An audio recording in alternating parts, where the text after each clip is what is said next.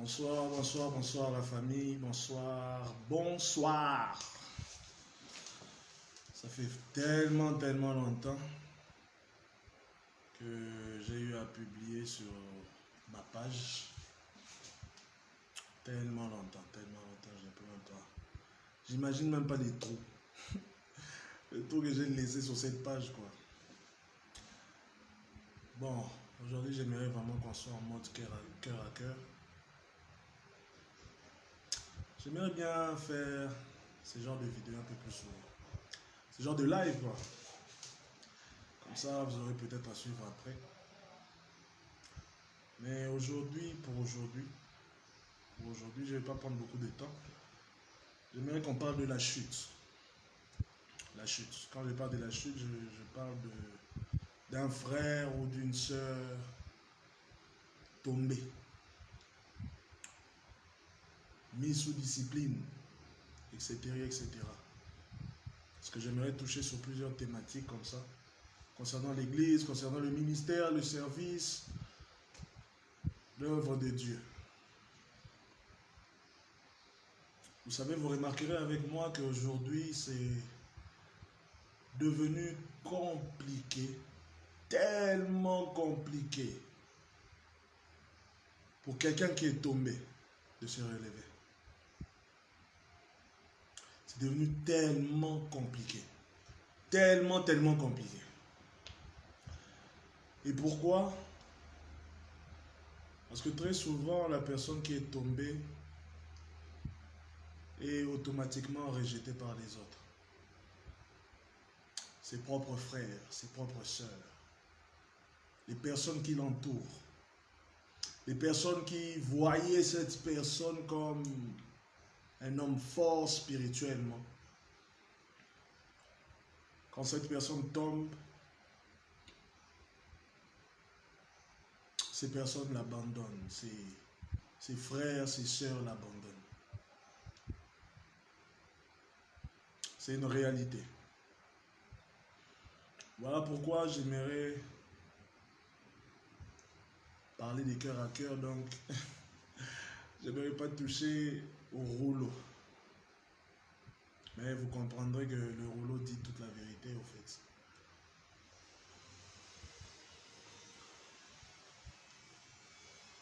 Et c'est un constat. Et c'est vrai que beaucoup diront que Dieu te fortifie, que Dieu t'aide, que Dieu te vienne en aide, que Dieu te fasse du bien. Et c'est les genres de phrases qu'on répète à cette personne qui est tombée. C'est les genres de phrases qu'on aime dire, c'est les genres de choses que nous aimons dire aux personnes qui sont tombées, que Dieu vous aide, que Dieu vous fortifie, que Dieu. Et oui, ce sont des vœux, des phrases, des mots qui ont un sens, mais qu'on ne pratique pas. Très souvent qu'on ne pratique pas. Que Dieu te fortifie, mais je ne te parle plus. Que Dieu t'aide, mais pas à travers moi. Que Dieu te fasse du bien, mais on ne marchera plus ensemble. En bref, je te laisse entre les mains de Dieu. Et ces personnes-là se sentent rejetées, se sentent mises à l'écart. Et nous savons tous que quand dans un troupeau,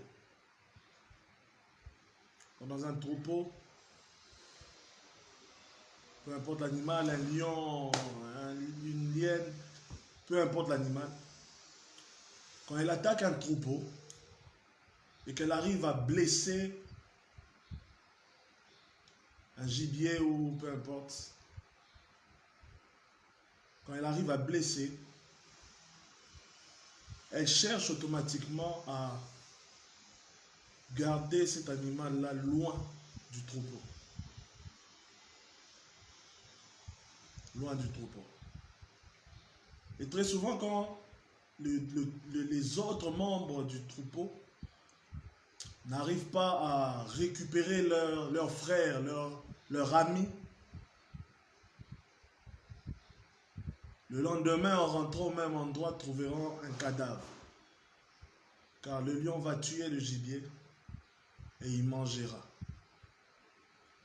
Pourquoi? Parce qu'il est difficile, très difficile, de tomber au combat, et en étant mis à l'écart, arriver à s'en sortir.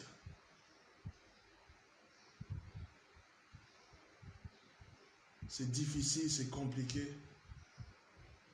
Et très souvent, la personne qui est tombée, qui a été rejetée par ses frères, mise à l'écart, dans l'église, dans le ministère,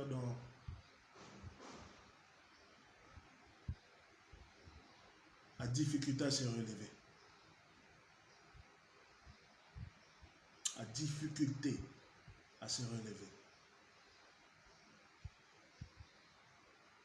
Pourquoi? Parce qu'il manque cet amour du groupe. Shalom, shalom. Parce qu'il manque cet amour. L'amour du Seigneur que nous chantons. Cet amour-là, en réalité, se propage à travers nous. Se propage à travers nous. La preuve en est que la Bible dit, car Dieu a tant aimé le monde, il a donné son Fils unique afin que quiconque croit en lui ne périsse point, mais qu'il ait la vie éternelle. Quiconque croit en qui? En son Fils. Mais regardez ce que Dieu fait. Dieu sait qu'il est Dieu. Il pouvait descendre sur terre par n'importe quelle forme voulue. Par n'importe quelle forme voulue. Mais Dieu, pour prouver son amour, s'est fait un homme. Pour prouver son amour aux hommes, il s'est fait un homme. Donc il a tellement aimé le monde qu'il s'est fait homme.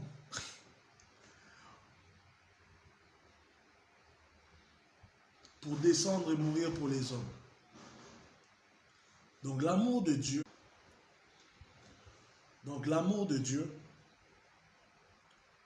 se propage par l'homme.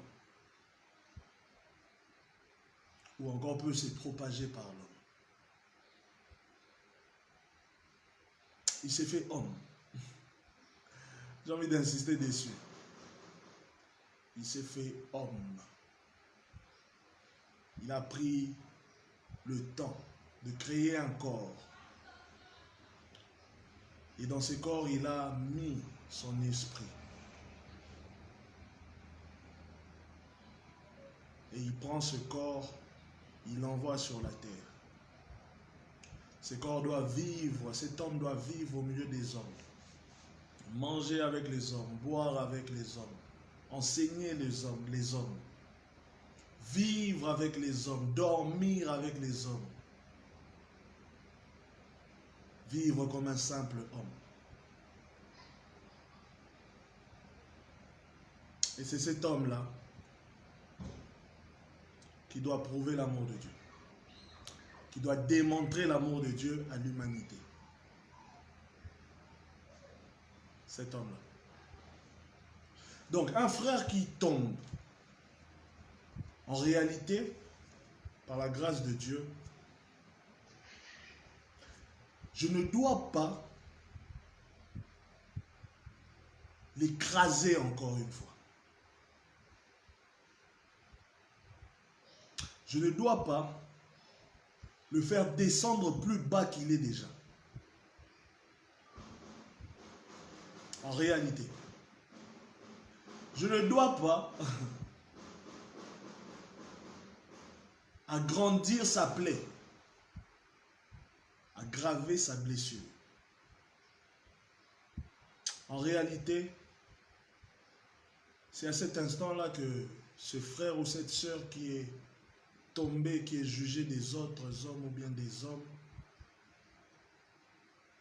a besoin d'un corps qui pourra prouver, démontrer l'amour de Dieu.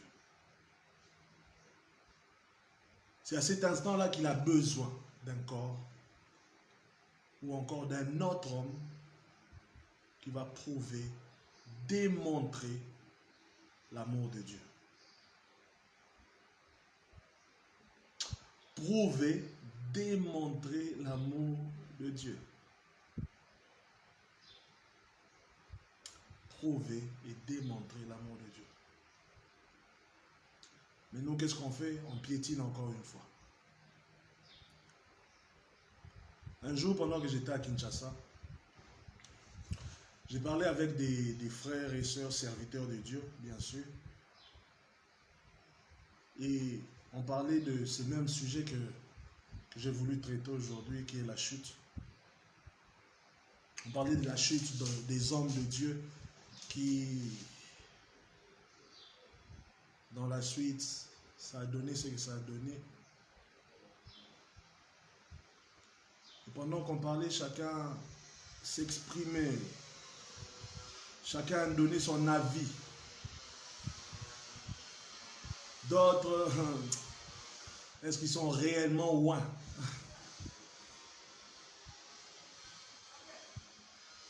Chacun donnait son avis. Loin de ces hommes, encore loin de parler d'eux et des expériences. À un moment, notre discussion était générale. Après, j'ai eu à demander à prendre la parole.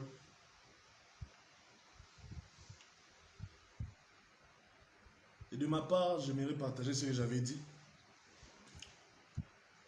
en parlant à mes autres frères et sœurs serviteurs. J'ai dit, vous savez, il y a de ces choses, ou encore ces expériences-là. Personnellement, je ne suis pas prêt ou je ne suis pas pressé de juger ou encore pressé de donner mon avis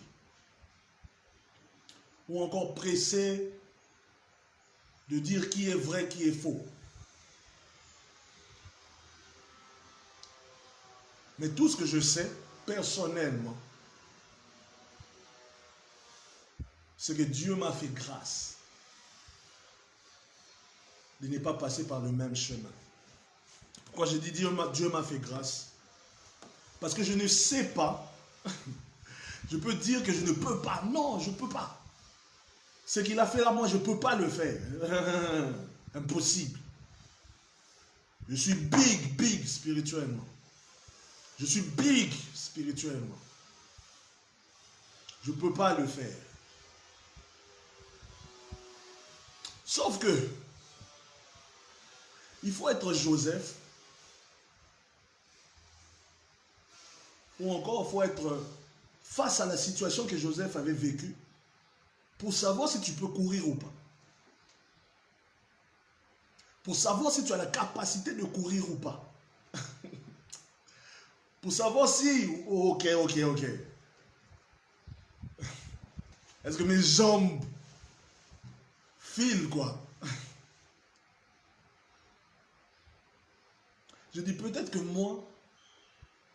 si c'était moi qui était en face de ces problèmes-là, ou bien qui était à la place de l'un de ces hommes de Dieu, ou qui était à la place d'un frère qui est tombé, ou bien qui était à la place d'une sœur qui est tombée,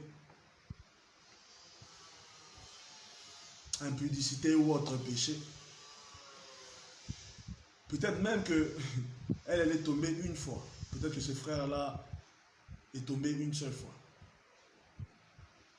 Mais je dis à ses frères et sœurs serviteurs, je dis, peut-être que moi, j'allais non seulement tomber, mais j'allais même demander deuxième mi-temps et troisième mi-temps. Peut-être que moi, j'allais même dire, je suis déjà tombé, j'ai déjà péché. Consommons seulement jusqu'à la fin, maman.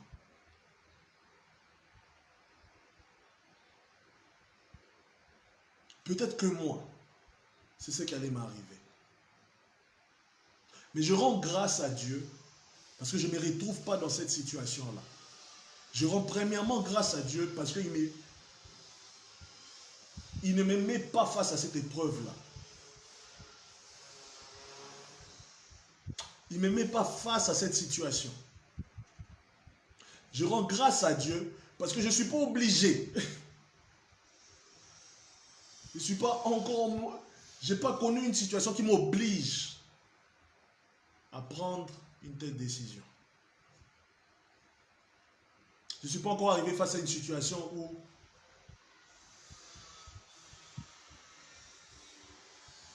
où tu tombes jusqu'à être dévoilé.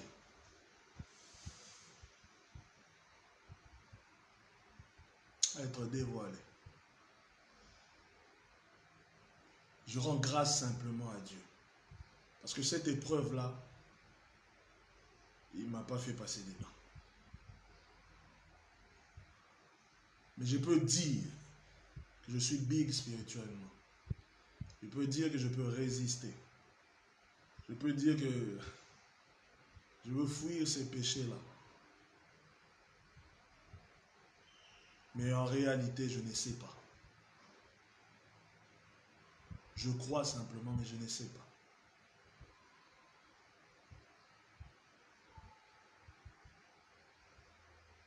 Voilà pourquoi je suis lent, ou j'ai fait le choix d'être lent dans le jugement.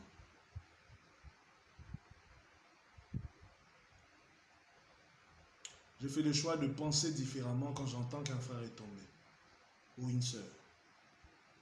Quand j'entends des rumeurs, disant que, oh, la sœur là, ah, non, la sœur là, les frères là, c'était comme ça. Et qu'est-ce qui prouve que c'était la première fois? Peut-être qu'ils ont toujours l'habitude de faire ça.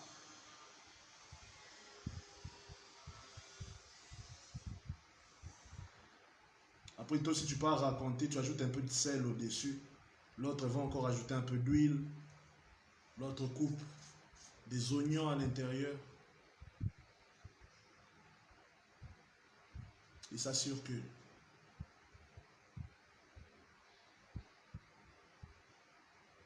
soyons lents au jugement. Pensons différemment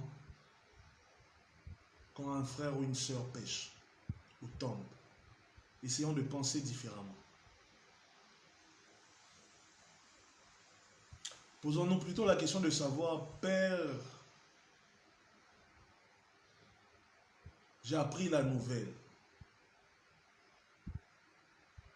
Mais Père, dis-moi, qu'est-ce que je peux faire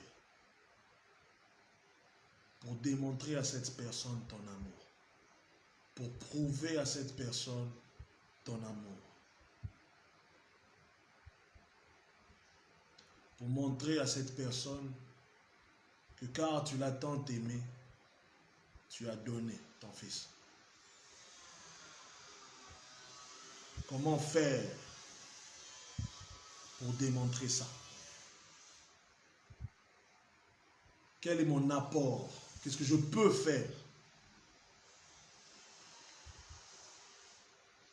pour fortifier cette personne? Oui, ça veut dire que Dieu te fortifie. Mais qu'est-ce que je peux faire pour fortifier cette personne? Mets tes paroles dans ma bouche pour pouvoir fortifier, redonner vie à l'esprit de cette personne, à l'esprit de mon frère, à l'esprit de ma soeur. Comment réactiver ton esprit en lui?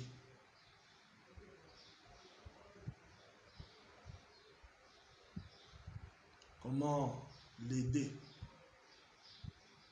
à ne pas fléchir dans sa foi?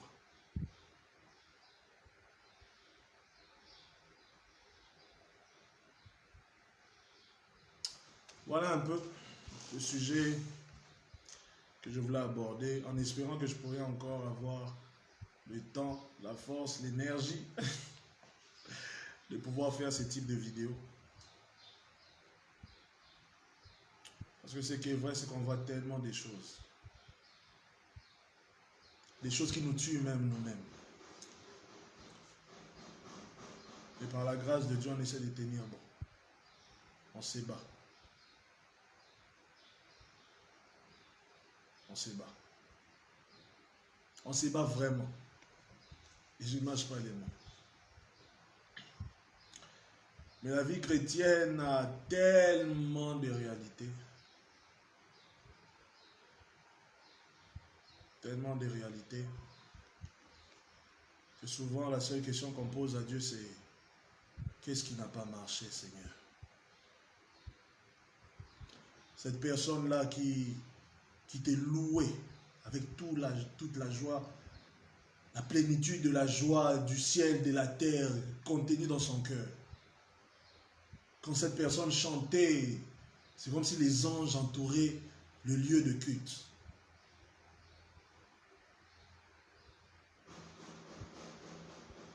En 1 minute, un seul péché.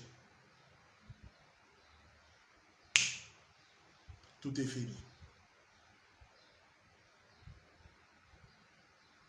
Et ce n'est pas forcément le péché qui l'a stoppé. Mais c'est ses propres frères et sœurs.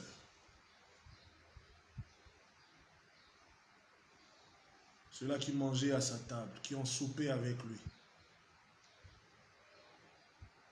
Qui le voyaient comme un big spirit.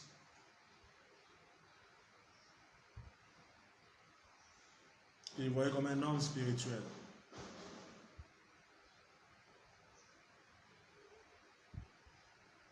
Ce sont ces personnes-là qui l'ont freiné.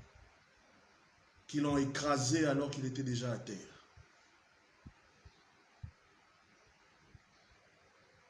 Qui ont aggravé ses blessures. Qui n'ont pas choisi de le soigner.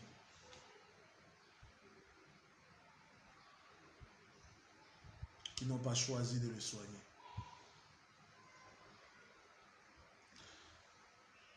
J'aimerais terminer par ce passage de Proverbe 19. Le verset 16. La Bible dit, celui qui garde ce qui est commandé, garde son âme. Celui qui ne veille pas sur sa voie, mourra. Celui qui garde ce qui est commandé, garde son âme. Proverbe 19, le verset 16. La deuxième partie dit, celui qui ne veille pas sur sa voie, mourra. Mourra. Mourra.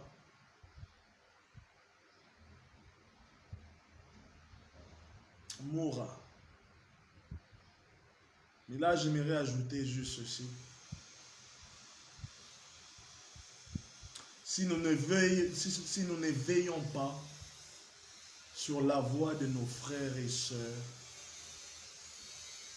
ne soyons pas étonnés de leur mort spirituelle. Quelqu'un qui avait commencé l'adoration pour son Dieu termine par l'adoration dans des boîtes de nuit.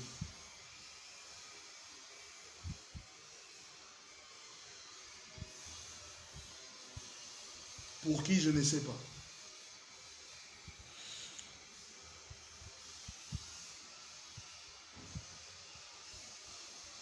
Celui qui garde ce qui est commandé, garde son âme. Celui qui ne veille pas sur sa voie, mourra. Serviteurs, servantes de Dieu, peuple de Moïse, ne laissons pas nos frères et sœurs mourir. Que Dieu nous bénisse. On se verra peut-être la prochaine fois. Le jour qu'un autre sujet chauffera mon cerveau et mon cœur. Sur ce, je vous souhaite une excellente soirée. C'est votre humble serviteur Élisée Jacob Elisha, Dieu sauveur, mangeant le rouleau depuis Dakar au Sénégal.